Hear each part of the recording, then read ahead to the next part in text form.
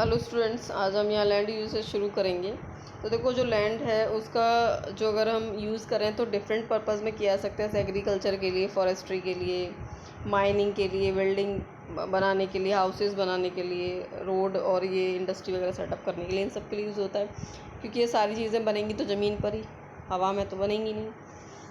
Factors जो affect करते हैं लैंड को, वो दो तरीके हैं, फिज़िकल और ह्यूमन फैक्टर। फिज़िकल फैक्टर में जनरली समझ लो कि जो नेचुरल चीज़ें होती हैं वो है, जैसे सॉइल है, टोपोग्राफी है, क्लाइमेट है, वाटर की अवेलेबिलिटी है या नहीं है ना, वहाँ पे उपलब्धता है या नहीं, तो वो भी डिपेंड करता है। और ह्यूमन फैक्टर्स में इंक्लूड करते हैं पॉपुलेशन, और दूसरा है टेक्नोलॉजी। ओनरशिप के बेस पर लैंड दो तरीके की है, एक प्राइवेट और दूसरी है कम्युनिटी लैंड। तो प्राइवेट लैंड में जैसे कि देखा जाए तो खुद के खेत होते हैं लोगों के, है ना, या फिर खुद का फार्म बना हुआ है, तो वहाँ पर वो उस ज़मीन को यूज़ करने देंगे या नहीं, ये खुद पर डिपेंड करता है। कम्युनिटी लैंड जैसे कि ग्रेजिंग लैंड, जहाँ पर पशु चराने जाते हैं, तो जो चारागाह होते हैं उस ऊपर कोई एक इंसान तो अपने जानवरों को लेकर नहीं जाएगा, या फिर कोई पॉन्ड है तो वहाँ पर पूरी कम्युनिटी, पूरी सोसाइटी जा सकती है। तो इस तरीके से कम्युनिटी और प्राइवेट डिफरेंस होता है।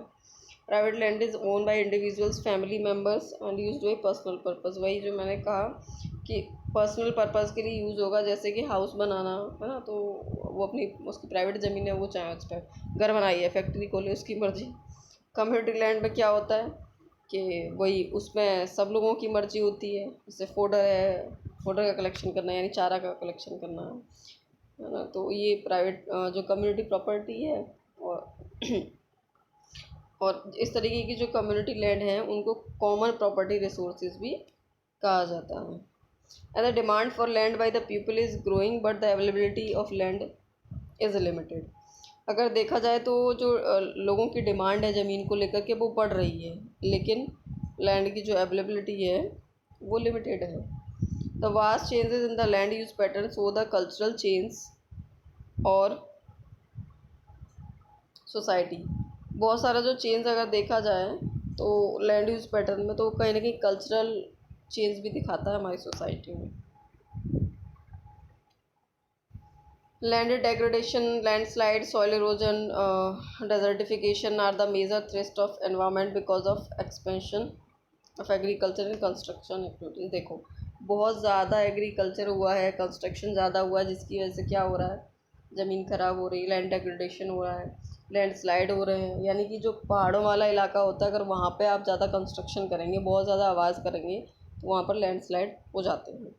सॉइल इरोजन हो रहा है, यानी कि अगर पेड़ ज़्यादा काटे जाएंगे तो क्या हो रहा है, पेड़ अपनी जड़ों से, अपनी रूट से क्या करते हैं, मिट्टी को पकड़े रहते हैं, और बारिश वगैरह आती है तो इजीली पानी नीचे ऑब्जर्व कर लेते हैं वो, और मिट्टी का कटाव नहीं होने देते हैं। लेकिन जब पेड़ ही नहीं रहेंगे तो सॉइल इरोजन तो होगा ही होगा। ठीक है, तो इस तरीके से जो एनवायरनमेंट में बहुत सारी प्रॉब्लम्स आ रही हैं।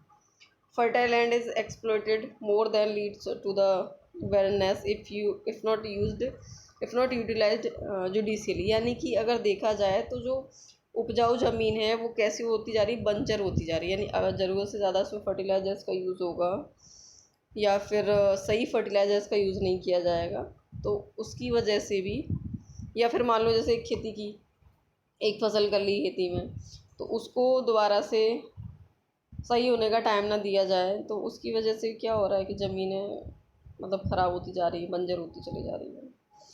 The over exploitation of mineral sources also make the soil vulnerable to be degraded. यानी कि ज़्यादा से ज़्यादा मिनरल रिसोर्सेज का यूज़ करेंगे, माइनिंग करेंगे चीज़ों की, तो उससे भी ज़मीन में बहुत ज़्यादा नुकसान हो रहा है। And conservation of land resources, किस तरीके से आप कंजर्वेशन कर सकते हैं, उनका संरक्षण कैसे कर सकते हैं। तो growing population and their ever growing demand has led to a large scale destruction of forest cover and arable land and has created a fear of losing these natural resources। देखो, ज़्यादा पॉपुलेशन होने से उनकी demand बहुत ज़्यादा बढ़ रही है, और इसकी वजह से बहुत ज़्यादा मात्रा में फॉरेस्ट को काटा जा रहा है, यानी जंगलों को काटा जा रहा है, पेड़ों को काटा जा रहा है। और उसकी वजह से डर क्या है कि जो नेचुरल रिसोर्सेज हैं वो कहीं हम ना खो दें। And to present rate of degradation of land must be checked. जो प्रेजेंट की सिचुएशन है उसके अकॉर्डिंग ये देखना चाहिए कि कहाँ पर कितना ज़मीन में नुकसान हो रहा है या फिर लैंड डेग्रेडेशन कहाँ पर कितना हो रहा है, मस्ट बी चेक्ड।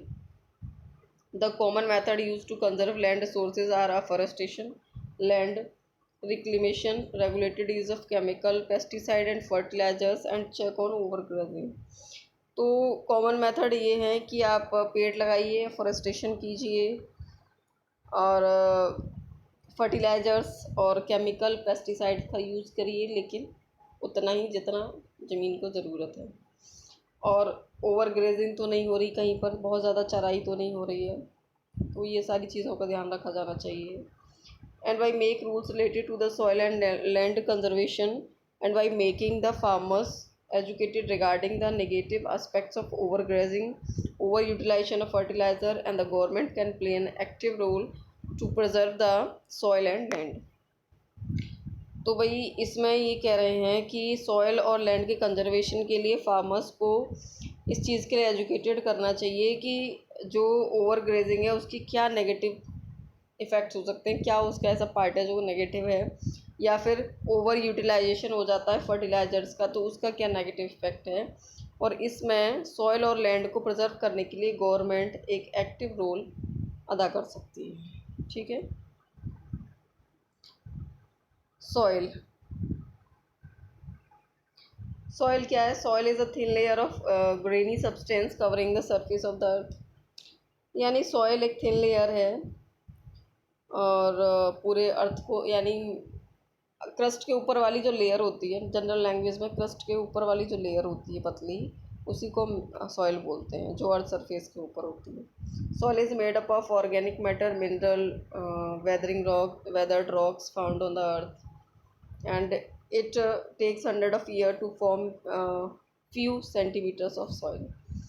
भाई कुछ सेंटीमीटर की मिट्टी को भी बनने में मतलब सैकड़ों साल लग जाते हैं। और ये जो ऑर्गेनिक मैटर है, मिनरल्स है और जो रॉक्स होती हैं, उनके वेदरिंग होने से जो छोटे छोटे रॉक्स के पार्टिकल्स होते हैं, टिनी पार्टिकल्स, वो भी इसी का पार्ट होते हैं, उन सब से मिल करके बनती है।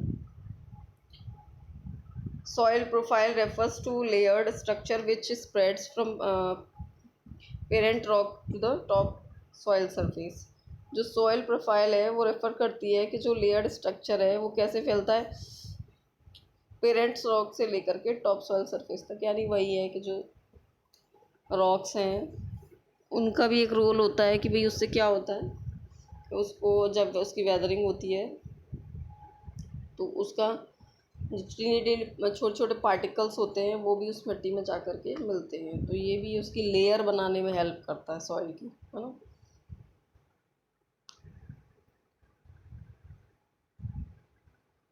इसके आगे का अब हम नेक्स्ट वीडियो में पढ़ेंगे।